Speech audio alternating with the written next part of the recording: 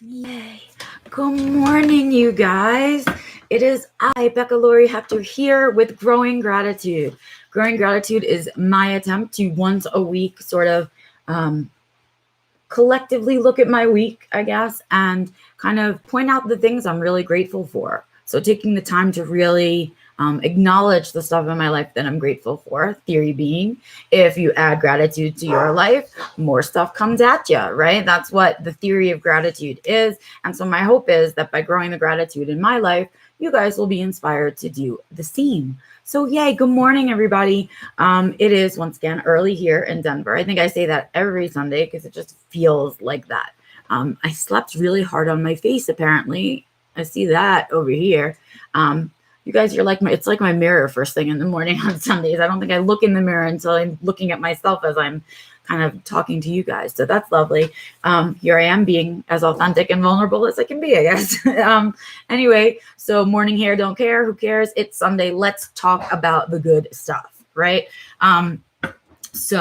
I am, of course, my voice always sounds a little odd to me when I'm doing Sundays. I think it's because I talk so much on Thursday, Friday, and Saturday. I kind of give my voice a little bit of a run for its money. But here I am on Sunday with my gratitudes, and I'm going to start them right away because this morning I will tell you, I will share with you guys that yesterday when I got home, I was so tired and just so spoonless by the time I got home yesterday. I actually said to Antonio, should I just record, hey Ross, should I just record gratitude and throw up a pre-recorded video for tomorrow because I'm so flicking tired. But I didn't because he reminded me that the reason for doing it is that we have some interaction. And he's right. I would miss the interaction of the live stream. And so thank you, Antonio. Here we are. So let me start with, I think, my first gratitude for this week, which is it's sort of an odd generalized gratitude, but I had lots of little moments that added into it this week. Hey, Bill. Hey, Karen, Morgan. Good morning, you guys. So gratitude number one this week, or my smaller gratitude, the one I'm going to start with this week, goes actually out to my town, my little town of Bailey, Colorado. I am somebody who was born and raised in a very, very big town. I was born and raised in New York City, and I have always had a very small town mentality, just naturally. I always I felt like community was about caring for your neighbors, and yet my neighbors didn't do that. I felt like community was about supporting each other and all of that stuff, and not so much. You don't find that in New York. And so I always struggled kind of with where I lived. But this week, I just got like back to back reminders about little things about how much I love small town life and how much I love my small town. First of all, I had a vet's appointment this week. Fiona's, Gus had a little rash. Fiona had pulled a muscle. So we went to the vet's office. And, because of COVID, everyone has to park outside and they come out to your car and get your animal. So we were parked next to some other people who also were there with their dog. And, Gus came out and Antonio was chit-chatting with them.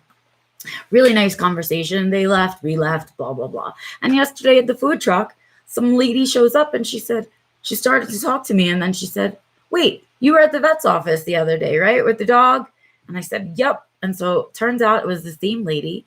And it turns out one more time that she happens to run the Bailey Lodge, which is a lovely little set of cabins around here where people can stay when they come up to the mountains. And she was coming over to the food truck to see if we could work out some kind of coupon between her renters and our truck to kind of share business with each other, right? Hello. Is that not the nicest small town thing ever to do to a new business in your town? So nice. So she came over, turned out we had this lovely conversation otherwise, and she remembered us from there, and she bought some food, and we made the coupon deal and all of that. And that was just like one little thing that happens. Lots of people come by. They always want to make sure we're doing okay. Is the town keeping us alive? Do they need to worry that we're going to go somewhere, right? So nice. And then lots of compliments, of course, all of that. And then even little things like when I walk around in the parking lot where the food truck is, people they stop and they let me cross and they wave me through and they say hi and good morning. And I don't know, all of that stuff. And, when we see people who are, pulled over and they're having trouble with their car or something, people pull over and ask if you're okay. I mean, it's so many things that make it just so special to live in a small town. And the other little thing about our small town is that there's only a certain amount of us that live here full time. We actually live somewhere where a lot of people go to vacation. And that's one of my favorite things about where I live. I live where you go to vacation. That's my favorite thing. So in the winter, it gets really quiet up here. And that's why we all know each other, because whoever's up here in the winter obviously lives up here. And so in the summer, it gets really crazy up here and there's a lot of traffic. And so all of the businesses really put their energy into spring and summer up here in early fall, because that's when we make all our money. And then everybody kind of slows down. It's just us in the town for winter. And I love that cycle. I love the winter. I love being left here with only the people that live here, who know when they see me on the road that I live here. I have to, right? And I just love that. I love everything about small town life. And I just had an entire week of like daily reminders about why I love my small town. And just feeling really grateful for having taken the risk and pushing myself and pushing Antonio and our whole family to relocate here. And I'm really glad we found this house, because it felt like my house the minute we found it. I don't know. It was just a really special, magical time. And I really love the magic of my town. And so my big old shout out for first thing this morning goes out to the town of Bailey. I love you, Bailey. Thank you so much for being an amazing small town. I will try not to shout it much louder than my little live stream here, because I don't want everybody moving here. But anyway, that's my stuff. That is my first gratitude for this morning, because I love it here, and I love waking up here every morning, which is not a feeling I ever had my entire life. So gratitude to you, Bailey. Love it. Love this town. And now on to my main gratitude. So Joe, if you're here and you're watching, prepare yourself. If not, I'm sure you're catching it on afterwards. I know you have beautiful snow today, so I hope you're enjoying it. But my huge gratitude for this week goes out to our very own Joe Phillips. Miss Joe has taken the course with me. She's been here for, I don't know, I feel like we've been traveling in a group for a little bit over a year now, you guys. Just about, we're hitting the beginning of the second, the cohort. But we started, I think, in May, I want to say. Anyway, but I feel like I've known you guys forever. I feel like I've known you my lifetime at this point, because you are my people. You're my bubble people, as Michelle posted, right? You guys are my the people I know I can share this stuff with, the gratitude stuff, the self-defined living stuff. And you guys have a really, really special place in my heart. I don't know how to talk about it other than to say, I don't have a best friend anymore. I think I lost having a best friend somewhere in my 20s or early 30s. And I haven't had one in a really long time. And I really consider my students to be my best friends, because I know we share really vulnerable stuff with each other. And so, I was having a really tough week, like a week and a half ago, and I was feeling really poo. And I was just looking through Facebook, and Joe had posted about her little business, where she makes little felt creatures. She does mobiles, she does ornaments, she does all kinds of cute little things, and she makes little felt animals and loves doing it. I love watching her do it. I love seeing what she creates. And she had posted about it. And as I was like, you know what? Let me just scroll through her store. And I scrolled through her store, and she had this perfectly cute little kitty. And I said, you know what? I'm going to buy something from Joe first, because I want to support her following her joy. I love that she does that. But also because there are times, hey, Joe, there are times when I miss you guys, when I know you're on the other side of the planet or the other side of the country, and I can't just run over and knock on your door, right? And so there are times when I'm thinking about what I'm going to talk to you guys about, and where I'm planning gratitude, or I get a great idea for a t-shirt, or I decide I'm going to write a nighttime affirmations book or something. And I want your guys' input. I want to know if you would be into it, because I really have limited the people's opinions from whom I take.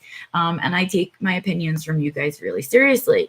And so that's how I was feeling. I was feeling like I really missed you guys. And so I decided that I would buy something from Joe's store so I could add to her joy, but also because I knew that when it arrived here, it would feel so special to me.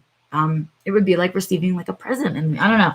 And so I really wanted a piece of what I know comes from the self-defined living class, and a piece of something that I know that one of my students is creating because of the push from the self-defined living class and all of that stuff. So I did. Well, Miss Thing got here yesterday, and I will tell you that I told you already, I was like on a spoonless day, you guys, totally spoonless. Stopped at the mailbox, and there she was, waiting for me in a little envelope. And opening it up was like the one thing I needed yesterday. I just needed a hug. I needed a hug from someone who gets it. I needed a hug from people who understand. Oh my God, it's going to make me cry, Joe. And I really needed that yesterday. And I opened it up, and it was like a hug from Joe in the mail. So I'm going to share her with you, you guys. I emailed Joe right away. So it came in this cute little envelope. The such came. And I was like, oh, and I felt the envelope. I said, oh, that's her. Hey, Bernard. And I took her out. And of course, she's in special wrapping with a thank you from Joe, because Joe would never send something without a thank you. And here she is. Is she not the happiest little goofy cat you've ever seen in your life? I love her so much. I love her little boots. I don't know. I love everything about her. And I haven't put her out yet, but I've just been hugging her because I love her so much. So I said, I really feel like she's a little piece of Joe. And I was going to name her Joe, but that sounds so weird. And I've been playing around kind of all night with names. And I had emailed Joe just to make sure it was okay with her that I share the kitty and I share her story a little bit. And she did. She wrote me back this morning and she said, why not name her Joy? And so that's her name. She even looks like a joy. She just is Joy. So I love her. Thank you, Joe. Thank you for creating her. Thank you for mailing her to me. Thank you for my special note. And I want to share her with you guys because it's such a silly thing, but you see how much it touches, right?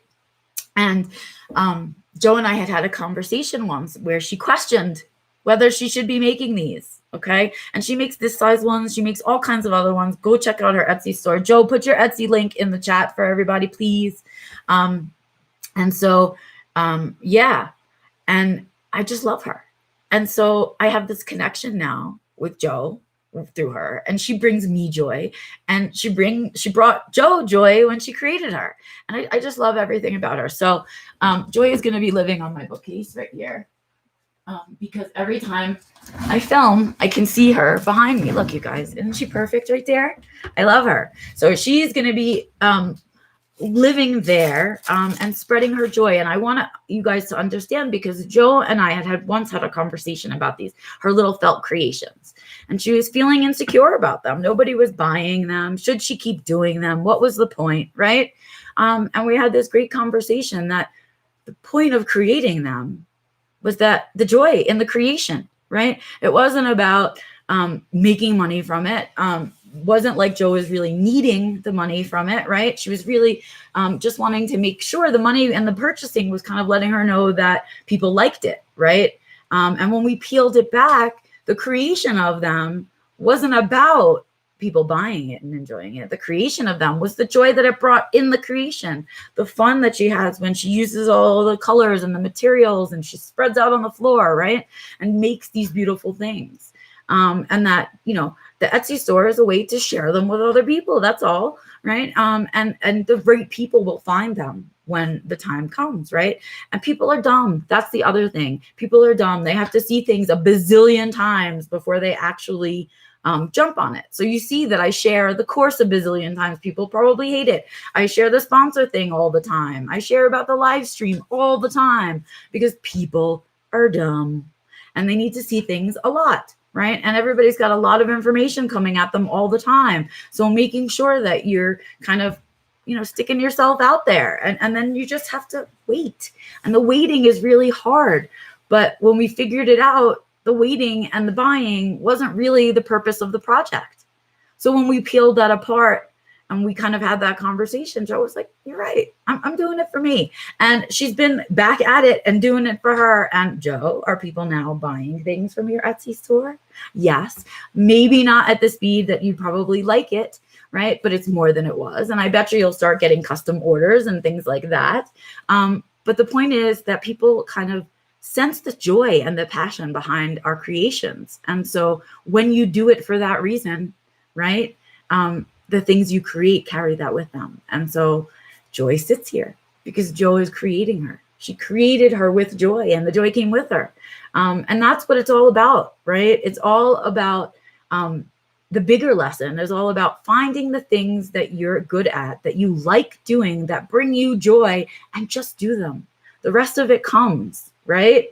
The rest of it just comes at you. You do you, and enjoy doing it, and do it well, and do it to the best of your ability, and the right people will see you, and the right people will attach themselves to you, right? When you force it, and you kind of push it in people's faces, and you try to force it into happening, right? That's kind of like pushing your way through a closed door, right? That's not how it should feel.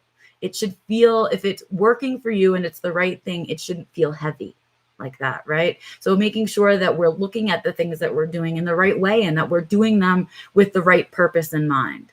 And everything else kind of follows, right? I've been doing this for 8 years. And the first 2 years that I did it, I was a pusher and shover. I just didn't understand why people didn't want to hear what I had to say. I didn't understand why people didn't think what I was doing was important.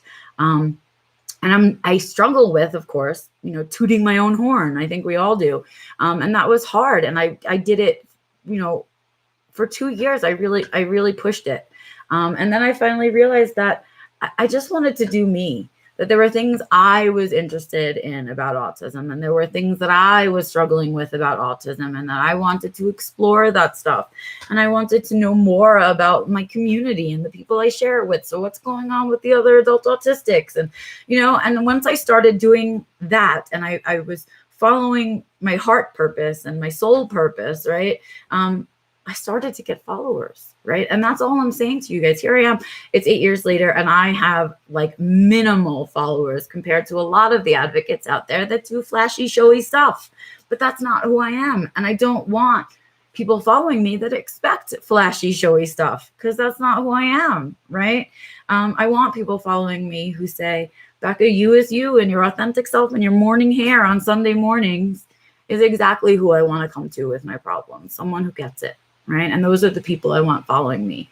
And it's with that same message that I shared with Jo about her felt creations, right? Do it for you, and the rest will follow. There is enough out there for everyone. I swear there's more than enough out there for everyone. So just do you, and the right stuff will come to you. I know it's hard to be waiting, right? It's been hard to be like sitting around and waiting for it to happen and waiting for those people to come into your life. But your job in that whole piece is to keep your eyeballs open, big, wide open eyeballs about who's coming into your life and who you want there and who you don't, right? I mean, it's like, that's the stuff. And I want you guys in my bubble all the time. I wish you guys lived here. I've been thinking about doing a retreat, not because I want your money and I want to make that much money off of it, because I want to meet you guys in person. I want to hug you for real. I want to be able to share more than just this screen with you guys, right? And knowing that, I just say, you know what, that's where my heart is. That's where my purpose is. And that's where I put my energy. I don't care what other people think about me anymore. And I stopped worrying about whether my stuff got shared and the numbers and all of that stuff, because that's not why I'm doing it, right? If I was doing it for the money, I'm in the wrong industry, right? And so, when I made that shift for myself, that's when everything became more clear, because everything was falling into alignment. And that's what's happening for Jo and her felt creations. And it can happen for you in the things that you do and you create, right? Because think about this little thing that Jo is sitting there making in her house and thinking to herself, well, what a waste of time I'm doing here. And what a not waste of time it was. We now share this amazing connection over it. But also, I mean, really, can you sense the joy when I touch her? I don't know what it is. I don't know what that is. It's about the person's energy coming with the thing that they create. And I love Jo's energy. And so I love it. I don't know how else to explain it, you guys. It's almost like putting words to it ruins it. So I hope you've understood the experience. And I hope you've learned a little bit from it about following your joy and stuff and following your purpose. Because that's really what we're doing in self-defined living. That's really what we're about, right? And so, I don't know. That's what today's gratitude is about. It's about following your joy. It's about the shit that I say all the time. Follow your joy, create your joy, and share your joy, right? Because it works. It really does work. So let me just catch up and chat. You guys are over here chitting away. Oh, thank you, Joe. Oh, yay. Joy has brought me a little bit of joy too, says Karen. See, Joe? Oh, it's so good. Bernard, yay, sales in January for you, Joe. That's so awesome. Yes, Bernard. I think that's how we all feel. If you're truly a writer, the way you feel about your writing is that it doesn't matter how big your audience is. It's just that the people that choose to read it get what you're saying. So I agree with you. Absolutely. So doing the writing for another reason is absolutely on point. Oh, Morgan, thank you so much. She's been looking for someone like me for, yay, well, you found me, Morgan. I'm here in all of my authentic, messy self just for you and everyone else who just wants to kind of explore this life journey with me. It's so fun. I too struggle with money, Bernard. I do. I don't, we've decided as a group unit of human beings that money is the way that we designate value. I'm not so sure that I agree, but it is the way. And so what do we do about that? It's just, you know, I've talked about it before. I'll talk about it again, I'm sure. But yeah. Oh, so Joe is now converting a spare room, she just said, in her house to a craft room to dedicate to the joy creation. Oh my God. So happy for you. I am so happy for all of this. So I am so glad that you enjoyed the content, Karen, and I hope the rest of you did too. I hope you kind of got, can you hear the dogs in the background? I didn't shut the door this morning. I'm so silly. Anyway, so I hope that you kind of get the concept of why creating joy is so important, right? And how important it is for connecting you to other people, but also how important it is to fill you up, right? It fills you up. How can hugging that little felt kitty that's right there that I just want to grab off my shelf, right? How can that fill me up? But it did. It didn't fill me up because of its content. It filled me up because of its intent, right? The intent with which it was created, the intent with which it was mailed, right? And the intent with which I purchased it. All of those things make the little felt nothingness into this beautiful, beautiful experience, right? So it's not the objects themselves, it's the intent with which we purchase, create, or share them, right? So I hope you guys will take that with you today. Maybe go out and create something. And then if you're going to create it, share it with somebody, see what happens, check it out, experiment with it. Or go out and kind of sneak off of someone else's joy. Go find someone who's doing their thing, who is in the middle of their flow, and just kind of glean off of it for a little bit. You'll see how it feels to have that shared joy, that shared experience, that shared energy. It feels really, really good. So I hope you spend the rest of your Sunday creating joy, sharing joy, and just kind of enjoying the joy. Create something with some intent today and share it with somebody else.